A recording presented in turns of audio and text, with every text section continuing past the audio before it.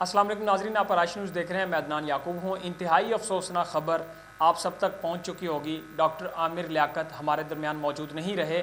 ان کی زندگی کے کچھ اہم نکات اور مرنے سے پہلے ان کے ساتھ کیا واقعات پیش آئے، اور آخری رات یعنی رات جب وہ ان کے ملازم ان سے بات کر رہے تھے تو انہوں نے کیا کہا۔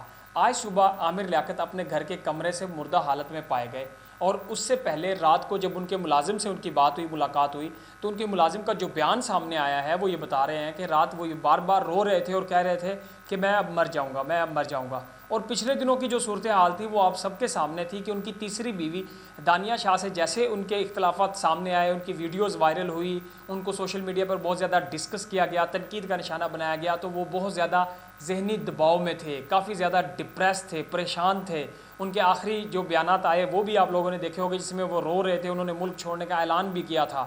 اور بہت زیادہ اتنی ڈپریشن کی وجہ سے جو ماہرین ہیں، طبی ماہرین ہیں، وہ بھی یہ کہتے ہیں کہ جب انسان ذہنی دباؤ کا شکار ہوتا ہے تو بہت ساری بیماریاں اس کو گھیر لیتی ہے۔ لیکن ابھی جو ان کے ملازم کا بیان آیا ہے، انہوں نے یہی کہا کہ رات ڈاکٹر عامر لیاقت نے ان کو بتایا کہ وہ اسلام آباد جائیں گے، لیکن انہوں نے یہ بھی ساتھ میں کہا کہ ان کی جو تیسری بیوی ہے، جس کی وجہ سے ان کے اختلافات ہوئے ہیں، ان کی وجہ سے وہ کافی زیادہ پریشان ہیں، ڈپریس ہیں، اور انہوں نے یہ بھی کہا کہ وہ میری بیگم نے مجھے خدا نخواستہ انہوں نے کہا کہ وہ مجھے لے ڈوبی ہیں، انہوں نے میرے اوپر تعویذ وغیرہ بھی کروائے ہیں۔ تو اس طرح کے بیانات عامر لیاقت دے رہے تھے۔ لاسٹ ٹائم ان کی جو ویڈیوز آئی تھی سامنے، وہ بھی آپ نے دیکھی تھی کہ جس میں انہوں نے سیاسی، اگر ہم ان کی زندگی پر بات کریں تو تحریک انصاف سے منحرف ہوئے، پھر بعد میں انہوں نے کہا جی فواد چودھری بھی اس میں ملوث ہے، جو سوشل میڈیا پر ان کو بدنام کیا گیا ہے، ان کی ویڈیوز وائرل ہوئی۔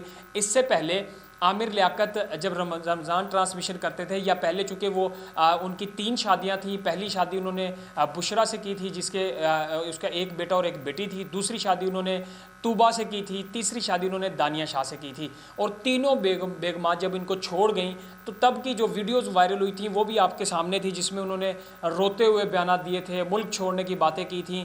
آج وہ اس دنیا میں نہیں رہے، جہاں بہت سارے لوگ ان کے ناقدین میں شمار ہوتے ہیں، جو ان کے نہ چاہنے والے ہیں، لیکن وہاں ان کے بہت سارے لوگ چاہنے والے بھی ہیں۔ دونوں لوگ آج، دونوں طبقہ، چاہے وہ ان کے اوپر تنقید کرتے تھے، آج وہ بھی افسردہ ہیں، اور ان کے چاہنے والے وہ بھی افسردہ ہیں، اور ہر دل، ہر آنکھ اشک بار ہیں کہ ذاتی زندگی عامر لیاقت کی جیسی بھی تھی، لیکن وہ مذہبی اسکالر بھی تھے، اور ایک بڑا نام رہا۔ 2013 میں 62 شخصیات میں ان کو شامل کیا گیا۔ اس کے علاوہ اب یہ بھی ڈسکس کیا جا رہا ہے کہ عامر لیاقت کی جو موت ہے وہ طبی ہے یا خودکشی کی موت ہے۔ تو اس کا تو جب پوسٹ مارٹم ہوگا تب ساری صورتحال واضح آئے گی، لیکن جو اہم بات جو ہم نے آپ کو بتانی تھی وہ ان کے ملازم کا بیان تھا، جن میں انہوں نے یہ کہا ہے کہ وہ رات بھر روتے رہے۔ صبح جب انہوں نے، ان کے دروازے میں جنریٹر چل رہا تھا، لائٹ نہیں تھی، تو انہوں نے جا کے جنریٹر کی لائٹ میں وہ جب کمرے میں گئے تو ان کی حالت کافی زیادہ خراب تھی۔ جب وہ ہاسپٹل لے کے گئے، ہاسپٹل میں ڈاکٹرز نے ان کو ڈیڈ ڈکلیئر کیا۔ اس کے بعد شیپا ترجمان نے بھی ان کی موت کی اسی وقت جو ہے وہ تائید کر دی تھی۔ اور اگر ہم عامر لیاقت کی ذاتی زندگی کے اوپر ایک نظر ڈالیں مختصر سی، تو 5 جولائی 1971 میں کراچی میں پیدا ہوئے، رمضان ٹرانسمیشن سے انہوں نے عزت کمائی، شہرت پائی۔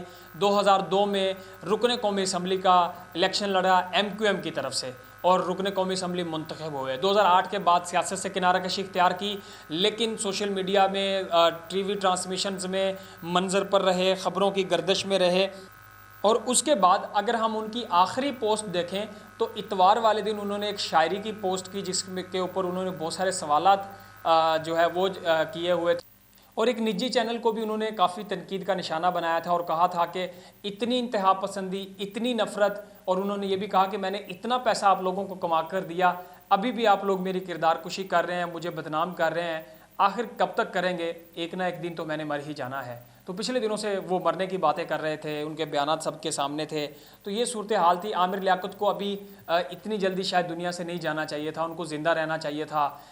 ان کی ایک ذاتی زندگی تھی، ان کا ایک اپنا سٹائل تھا، سیاست میں اپنا سٹائل تھا، ذاتی زندگی کا اپنا سٹائل تھا۔ انہوں نے 3 شادیاں کی، سوشل میڈیا کی زینت رہے، سوشل میڈیا پر نظر آتے رہے، لیکن آج چاہے ان کے چاہنے والے، جیسے میں نے کہا، چاہے نہ چاہنے والے، سارے افسردہ ہیں، اور عامر لیاقت کی مغفرت کے لیے دعائیں کر رہے ہیں۔ ابھی ان کے پوسٹ مارٹم ہونا باقی ہے، اور باقی حقائق، باقی تحقیقات سامنے تب آئیں گی کہ عامر لیاقت کی موت کی وجہ کیا تھی۔